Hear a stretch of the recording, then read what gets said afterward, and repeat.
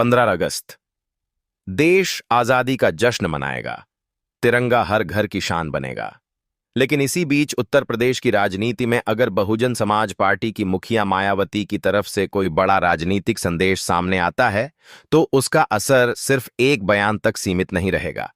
सवाल यह है कि आखिर 15 अगस्त जैसे ऐतिहासिक दिन पर मायावती क्या ऐसा ऐलान कर सकती हैं जिसकी गूंज सीधे 2027 के विधानसभा चुनाव तक सुनाई दे। क्या मायावती बहुजन समाज पार्टी के लिए कोई नया रोड मैप सामने रखने वाली हैं? क्या दलित, पिछड़े, आदिवासी, अल्पसंख्यक और गरीब तबके को लेकर कोई बड़ा संदेश दिया जा सकता है? और सबसे बड़ा सवाल, क्या 15 अगस्त का दिन बीएसपी की राजनीति में एक नए अध्याय की शुरुआत का संकेत बन सकता है? क्योंकि मायावती की राजनीति को समझने वाले जानते हैं कि वह जब भी कोई बड़ा राजनीतिक संदेश देती हैं, उसके पीछे सिर्फ तत्कालीन राजनीतिक माहौल नहीं होता, बल्कि उसके पीछे लंबी रणनीति भी दिखाई देती है। आज उत्तर प्रदेश में 2027 का चुनाव भले ही अब भी दूर दिखाई देता हो, लेकिन राजनीतिक दलों के लिए तैयारी का समय बहुत पहले शुरू हो चुका है।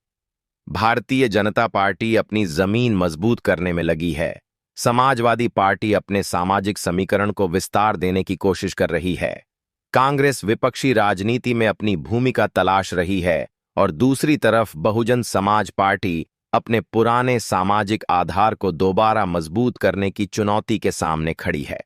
ऐसे समय में अगर 15 अगस्त के आसपास मायावती की तरफ से कोई बड़ा संदेश आता है, तो उसे केवल स्वतंत्रता दिवस का सामान्य राजनीतिक बयान मानना भूल हो सकती है। लेकिन यहां सबसे जरूरी बात यह है कि इस वीडियो में हम किसी अपुष्ट ऐलान को तथ्य के रूप में पेश नहीं करेंगे।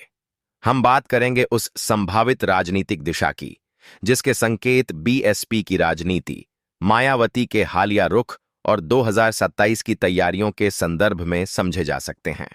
अगर 15 अगस्त पर मायावती कोई बड़ा ऐलान करती हैं, तो वह किन मुद्दों पर हो सकता है, उसका असर किस वर्ग पर पड़ सकता है और बीएसपी की राजनीति के लिए इसका क्या मतलब निकलेगा, आज की पूरी चर्चा इसी पर होगी।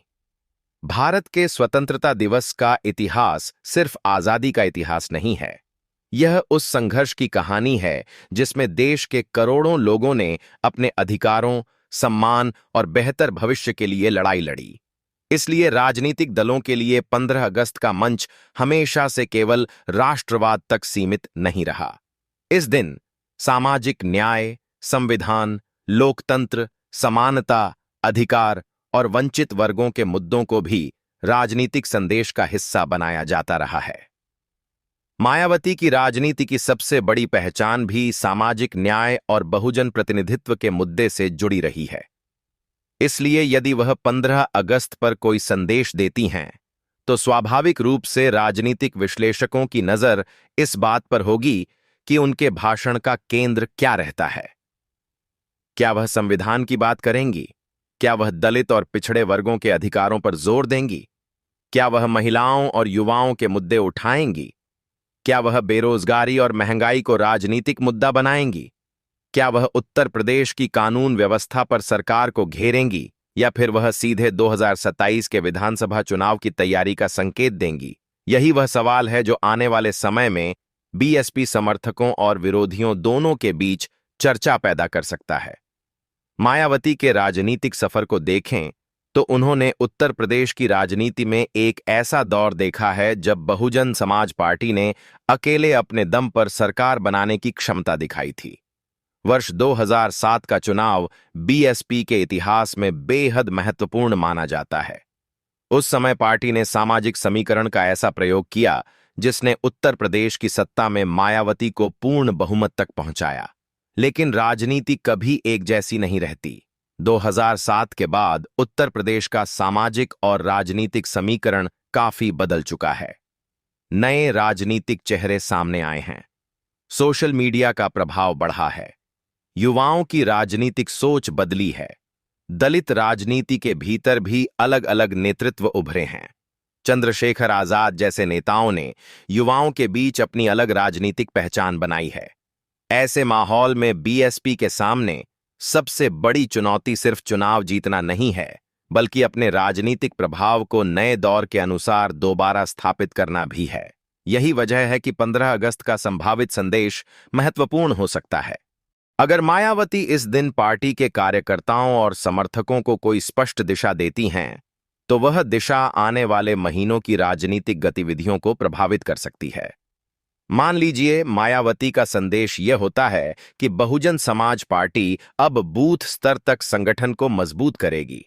इसका मतलब साफ होगा कि पार्टी चुनावी मशीनरी को नीचे से मजबूत करने पर जोर दे रही है। अगर वह युवाओं को संगठन से जोड़ने की बात करती हैं, तो यह बीएसपी के लिए नई पीढ़ी को अपने साथ जोड़ने की कोशिश होगी। अगर वह महिलाओं के मुद्दे को केंद्र में रखती हैं, तो इसका सीधा राजनीतिक संदेश यह होगा कि बीएसपी अपने सामाजिक आधार को सिर्फ पारंपरिक वोट बैंक तक सीमित नहीं रखना चाहती। और अगर वह दलित पिछड़ा अल्पसंख्यक एकता की बात करती हैं, तो यह उत्तर प्रदेश के व्यापक सामाजिक समीकरण पर बड़ा राजनीतिक संदेश हो सकता है। यही वजह है कि 15 अगस्त के किसी भी संभावित बयान को सिर्फ एक दिन की खबर के रूप में नहीं, बल्कि 2027 की लंबी राजनीतिक रणनीति के संदर्भ में देखना जरूरी होगा। अब सवाल आता है, मायावती को आखिर ऐसा बड़ा संदेश देने की जरूरत क्यों पड़ सकती है? इसके कई कारण हो सकते हैं। पहला कारण है संगठन। किसी भी राजनीतिक पार्टी की ताकत सिर्फ उसके बड़े नेताओं से नहीं होती। चुनाव जीतने के लिए बूथ स्तर पर कार्यकर्ता, सेक्टर स्तर पर जिम्मेदारी, विधानसभा स्तर पर सक्रिय संगठन और जनता से लगातार संपर्क जरूरी होता है। बीएसपी की पुरानी पहचान मजबूत कैडर आधारित संगठन की रही है, लेकिन पिछले कुछ चुनावों में पार्टी के प्रदर्शन ने यह सवाल जरूर खड़ा किया है कि क्या उस पुराने संगठनात्मक नेटवर्क को उसी ताकत के साथ फिर से सक्रिय किया जा सकता है? अगर मायावती 15 अगस्त पर कार्यकर्ताओं को सक्रिय होने का संदेश देती हैं, तो यह संकेत हो सकता है कि पार्टी चुनाव से काफी पहले संगठनात्मक अभियान तेज करना चाहती है। दूसरा कारण है युवा वोट। आज की राजनीति में युवा मतदाता की भूमिका लगातार महत्वपूर्ण होती जा रही है। सोशल मीडिया ने राजनीतिक संवाद को पूरी तरह बदल दिया है। पहले किसी नेता का संदेश अखबार, टीवी या रैली के माध्यम से लोगों तक पहुंचता था। आज एक वीडियो, एक बयान या एक पोस्ट कुछ ही मिनटों में लाखों लोगों तक पहुंच सकता है। यही वजह है कि बीएसपी के लिए युवा मतदाताओं तक अपनी बात पहुंचाना महत्वपूर्ण हो सकता है। मायावती के सामने चुनौती यह है कि उनकी राजनीति का पुराना प्रभाव और संगठनात्मक अनुभव बेहद मजबूत है, लेकिन नई पीढ़ी के राजनीतिक संवाद के लिए नई भाषा, नए चेहरे और नए तरीके भी जरूरी हैं। यहीं पर आकाश आनंद का नाम भी राजनीतिक चर्चा में आता है। आकाश आनंद को लेकर बीएसपी की राजनीति में लंबे समय से चर्चा रही है।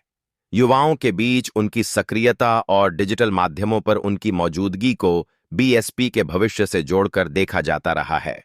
हालांकि पार्टी की रणनीति और नेतृत्व से जुड़े किसी भी बड़े बदलाव को आधिकारिक घोषणा के आधार पर ही समझना चाहिए, लेकिन यह बात स्पष्ट है कि बीएसपी के सामने नई पीढ़ी को जोड़ने की चुनौती है, और 15 अगस्त जैसे दिन पर युवाओं को लेकर कोई बड़ा संदेश आता है तो वह इसी दिशा में एक राजनीतिक संकेत हो सकता है।